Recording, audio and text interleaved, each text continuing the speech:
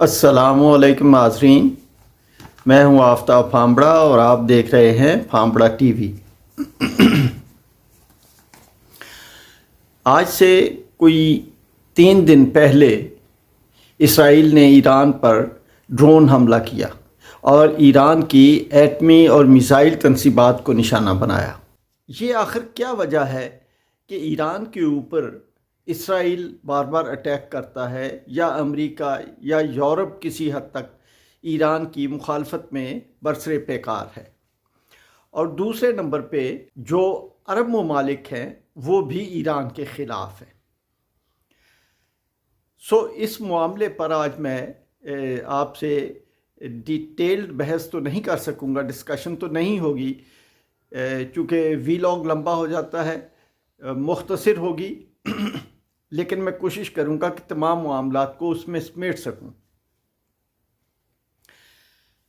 امریکہ اور اسرائیل ایران کے کیوں مخالف ہیں اور کیوں ایران کو تباہ کرنا چاہتے ہیں، یا وہاں پہ اپنی کٹھ پتلی حکومت کیوں لانا چاہتے ہیں؟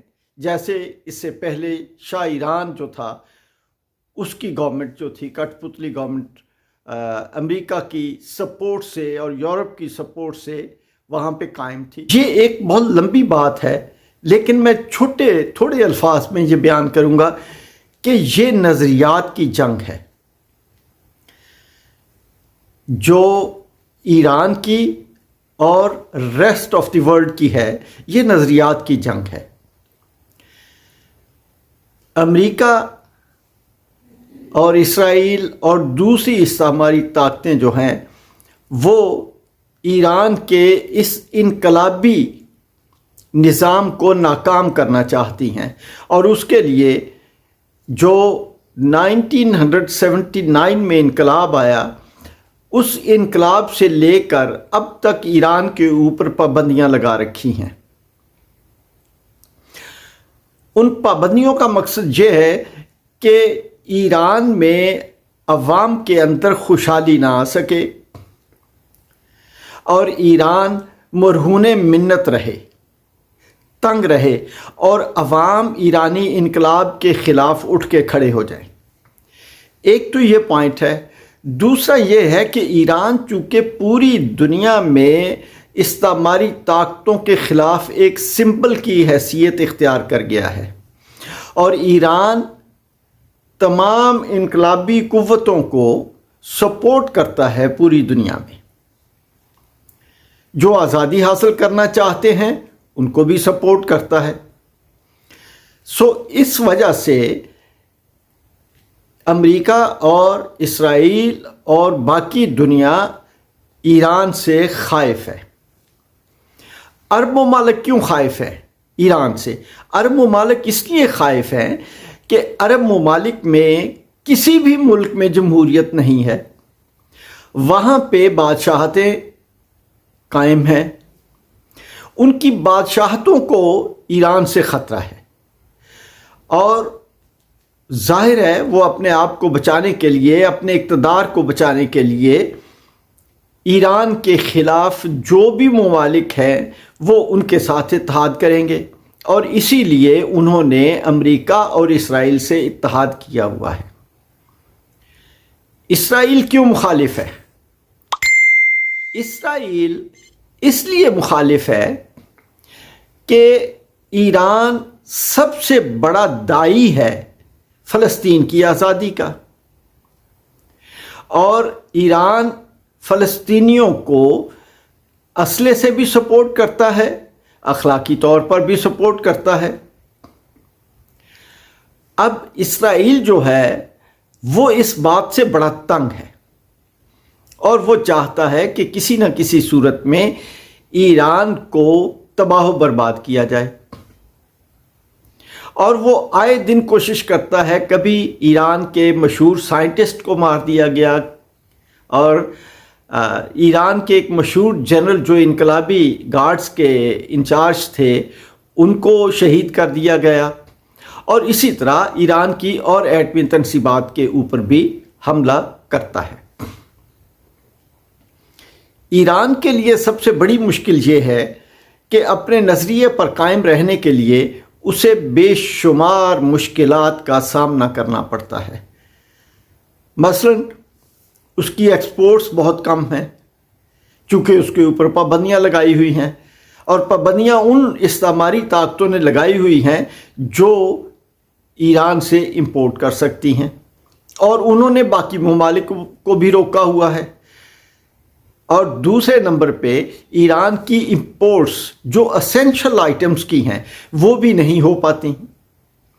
ایران کا تیل باہر کے ملکوں میں نہیں بیچنے دیتے یہ ملک۔ تو ایسے حالات میں ایران ایک مشکل میں تو ہے، لیکن 1979 سے لے کر اب تک ایران اپنے نظریے سے 1 انچ بھی پیچھے نہیں ہٹا، بلکہ ایران میں جمہوریت ہے، اور الیکشن کا انعقاد پاکستان کی طرح نہیں کہ جی اب اس کو روکا جائے۔ 9 سال جنگ رہی ایران کی عراق کے ساتھ، اس جنگ میں بھی انتخابات لگاتار ہوتے رہے۔ سو ایران نے اپنے جمہوری سسٹم کو مضبوط کیا ہے۔ اب وہاں پہ مظاہرے ہوئے، اور اب بھی کبھی کبھار ہوتے ہیں، عورتیں سڑکوں پہ آتی ہیں کہ جی ہم نے حجاب نہیں پہننا۔ وہ اصل میں حجاب کی جنگ نہیں ہے، وہ حجاب نہ پہننے کی تحریک نہیں ہے، بلکہ وہ اس کے پیچھے بھی امریکہ کار فرما ہے، امریکہ کی پالیسیز ہے، امریکہ ان کو سپورٹ کرتا ہے، اور امریکہ اسلام کے تمام نظام کو پوری دنیا میں غلط ثابت کرنا چاہتا ہے۔ جب ایران کا انقلاب آیا تو اس کا نام تھا انقلاب مصطفوی، لیکن امریکہ نے اور اس کے ساتھیوں نے عرب ممالک سے یہ کہا کہ یہ شیعہ انقلاب ہے، یہ آپ کو بہا لے جائے گا۔ اس لیے پورے عرب ممالک امریکہ کی گود میں جا کے بیٹھ گئے۔ عرب ممالک نے اسرائیل کو تسلیم کرنا شروع کیا، حالانکہ اسرائیل فلسطینیوں پر بے پناہ ظلم ڈھاتا ہے، ہر روز ان کو شہید کرتا ہے، ان کے بندوں کو۔ اس کے باوجود عربی جو ہیں وہ تسلیم کر رہے ہیں اسے، اس کی ایمبیسیز کھول رہے ہیں۔ بھائی اگر آپ اتنا بڑا کام کر رہے ہیں، یعنی اسرائیل کی ایمبیسیز کھول رہے ہیں، اسے تسلیم کر رہے ہیں، اس کے ساتھ سفارتی تعلقات قائم کر رہے ہیں، آمد و رفت آپ جاری کرنا چاہ رہے ہیں اور کر رہے ہیں، تو پھر اسے یہ تو کہیں کہ وہ فلسطینیوں کی ریاست قائم ہونے دے اور اسے تسلیم کر لے۔ وہ یہ بھی نہیں کہہ سکتے، اور ایران کہتا ہے کہ صلح ہوگی، لیکن فلسطینیوں کو آزاد ملک کا سٹیٹس دینا پڑے گا، اور وہ اس بات کے لیے دن رات کوشاں ہیں اور اپنے نظریے پر ڈٹے ہوئے ہیں۔ آج بھی دنیا میں اگر فلسطین کی آزادی کا اگر عالمی دن منایا جاتا ہے تو وہ ایران مناتا ہے۔ یہ ایک ایران کی اور پوری دنیا کی استعماری طاقتوں کی یہ جنگ ہے، اور اس جنگ کے پیچھے ایک طرف کیپٹلزم کھڑا ہے اور ایک طرف اسلامزم کھڑا ہے۔ اگر ایران کامیاب ہوتا ہے تو پوری دنیا میں اسلام کے جھنڈے گاڑ دیے جائیں گے، اور پوری دنیا یعنی یہودی یا عیسائی دنیا یا کلرجی اس بات پہ لگی ہوئی ہے کہ کسی نہ کسی طریقے سے ایران کے نظام کو غلط ثابت کیا جائے۔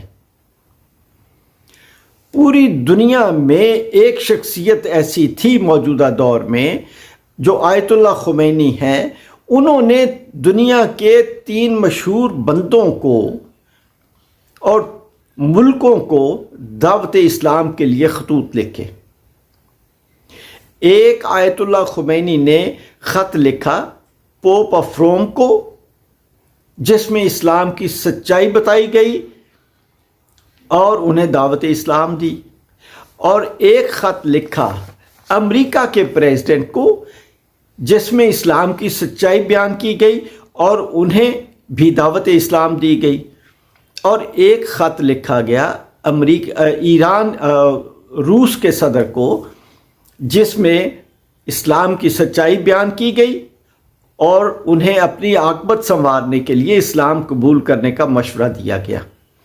یہ کام اتنا بڑا کام تھا کہ ہمارے پاکستانی یا دنیا کے اور ممالک یا ہمارے علماء ان کو یہ کہنے کی تو دور کی بات ہے کہ انہیں دعوت اسلام دیں، یہ ان کے قدموں میں جا کے بیٹھنے والے لوگ ہیں۔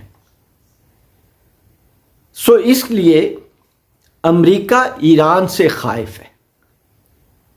میں ایران کے اوپر ویلاگ کروں گا جو ایران کے انقلاب کے حوالے سے ہوگا، چونکہ میں وہاں پہ پڑھا ہوں اور مجھے پتہ ہے کہ انقلاب کیسے آیا اور قربانیاں کس طرح دی گئیں، اس کے مقاصد کیا ہیں۔